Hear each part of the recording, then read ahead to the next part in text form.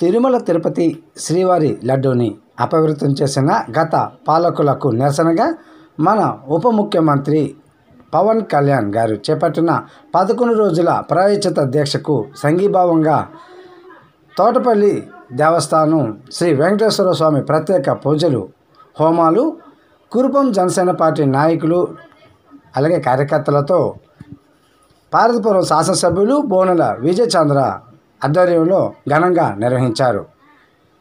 ఈ కార్యక్రమంలో TDP Araku parliament అధికార ప్రతినిధి డొంకాడ రామకృష్ణ హాజరయ్యారు. కురుపం నియోజకవర్గంలో ఉన్నటువంటి గ్రామ సర్పంచులు ఎంపీటీసీలతో పాటు కూటమి నాయకులు కార్యకర్తలు పెద్ద సంఖ్యలో పాల్గొన్నారు. వాటి వివరాలు మీకోసం. అందరికీ గాంధీ జయంతి అలాగే ఈరోజు స్వచ్ఛ భారత్ సాహితీ సేవల్లో కూడా అందరూ పాల్గొనడం జరిగింది. అయితే మన రాష్ట్రంలో ఒక అకృతమైన పాలన తర్వాత ఆ నీడలు ఇంకా పోవట్లేదు. మనందరికీ ఎంతో పవిత్రమైన దేవుడు, కలియుగ ప్రత్యక్ష దైవం శ్రీ వెంకటేశ్వర స్వామి లడ్డూను కూడా కల్తీ చేసి దాన్ని కూడా అంటే మన ఇందాక కూడా చెప్పడం జరిగింది, కాదేదు దేనికి అనర్హం అవినీతులు అనడానికి సాక్షాత్తు శ్రీమన్నారాయణ లడ్డూని కూడా జంతు కొవ్వును చేర్చి మనకున్న ఈ పవిత్రతని మనకున్న సెంటిమెంట్ని కూడా తొంగలో తొక్కి చేయడం జరిగింది. అది అందరూ ప్రపంచం మొత్తం కూడా తెలిసిందే. దాన్ని కప్పిపుచ్చడానికి ఆయన టెంపుల్కి వస్తానన్నాడు, తర్వాత డిక్లరేషన్ ఇవ్వలేదు. అయితే ఆయన చెప్పిన మతం మానవత్వం అంట, ఆయన చెప్పిన మతం రౌడీయిజం, ఆయన చెప్పిన మతం గూండాయిజం, ఆయన చెప్పిన మతం ఏదైనా ఉంటే అవినీతి, ఆయన చెప్పిన మతం ఏదైనా ఉందినంటే రాష్ట్రాన్ని ఒక దౌర్భాగ్యమైన రాష్ట్రంగా తయారు చేశాడు.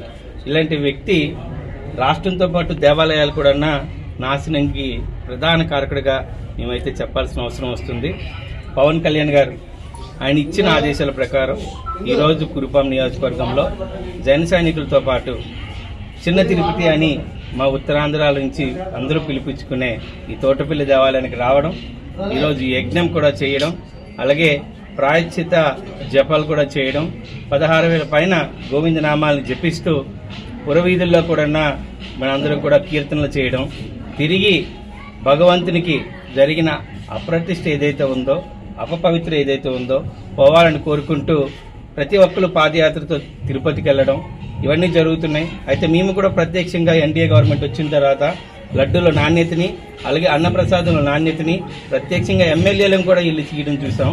అంటే దేవాలయాలే కాదు, దేవాలయాలు చాలా ప్రత్యేకమైన ప్రదేశాలు. మనకి ప్రశాంతిగా లేనప్పుడు దేవాలయాలకు దండం పెట్టుకుంటాం. ఏదైనా అన్యాయం జరిగినా కొంచెం ఆపద వచ్చిన దేవాలయం వచ్చి మనం దండం పెట్టుకుంటాం. అలాంటి దేవాలయాలను రక్షించే బాధ్యత ఎన్డీఏ గవర్నమెంట్ తీసుకుంటుంది. ఖచ్చితంగా మొన్న జరిగిన ఏదైతే కల్తీ ప్రసాదం తయారు చేసిన వాళ్ళని ఎవ్వరిని వదిలిపెట్టేది లేదు, ఎన్డీఏ గవర్నమెంట్ వదిలిపెట్టేది లేదు, సాక్షాత్తు శ్రీమన్నారాయణ కూడా వదిలిపెట్టేది లేదని మీ అందరికీ తెలియజేస్తున్నాను.